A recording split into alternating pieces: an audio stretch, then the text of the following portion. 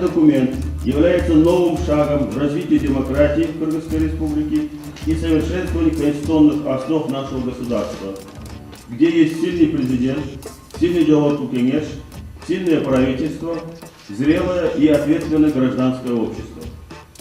Скажу, что здесь нет проигравших, все мы стремились достичь консенсуса по сложным вопросам конституционного реформирования в интересах прежде всего народа Кыргызстана.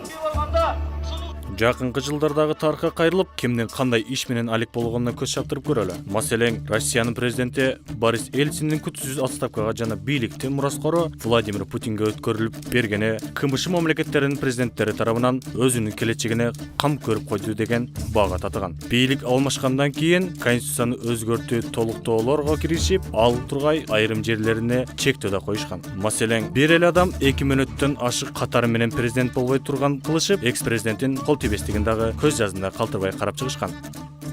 Алсак, мындай нерселер Кыргызстанда 2003 жылы эле орун алган. Башкача айтканда, референдум жолу менен жаңы конституция кабыл алынган. Ушул эле конституциянын 53 беренесинин 2 пунктунда Кыргыз Республикасынын экс-президентинин кол тийбестиги бар. Кыргыз Республикасынын президенти президенттик мөөнөтүнө кылган аракети жана аракетсиздик үчүн административдик жана кылмыш жообуна тартылбайт деп жазылат. Ушул эле берененин 4 пунктунда Кыргыз Республикасынын экс-президенти коргоо, камсыздоо жана кызмат көрсөтүү анын аялына, жашы жетелек балдарына жана эл камкордугуна алгандарга мамлекеттин мойнунда деген да жери бар.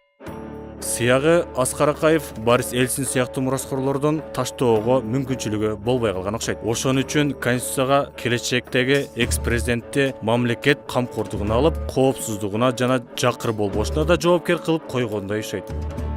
Баарынан кызыгы 2003 жылдын июнунда мына ушундай мазмундагы мыйзам кабыл алганга да үлгүрүшөт. Мына ушундай жагдайлар элдин кыжырын кайнатып олтуруп, жыйынтыгында 2005 жылы Акаевдин авторитардык бийлигине каршы элдик революцияга алып барат. Революциянын негизги талабы авторитардык системаны кулатуу болгон. Революциядан кийин президенттик такка отурган Курманбек Бакиев башка мурдагы президенттерден кол тийбестиги алуу демилгесин көтөргөнү менен өзгөчөлөнгөн.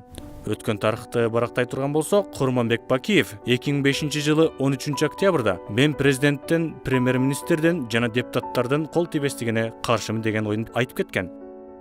Мен ойлойм, эгер президент, премьер-министр, депутаттар жана ошондой эле башка чиновниктерге аларга кол тийбестиктин зарылчылыгы деле жок. Эгер алар бул кызматка башка максатты ишке ашырыш үчүн келбеген болсо деп өз сөзүндө белгилей кеткен.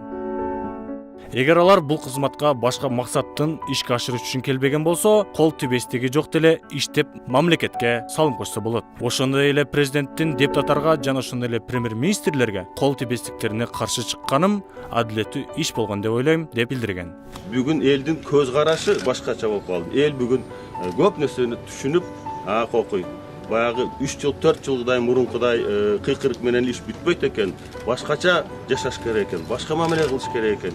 Өзүмдүн келечегин тандап атам.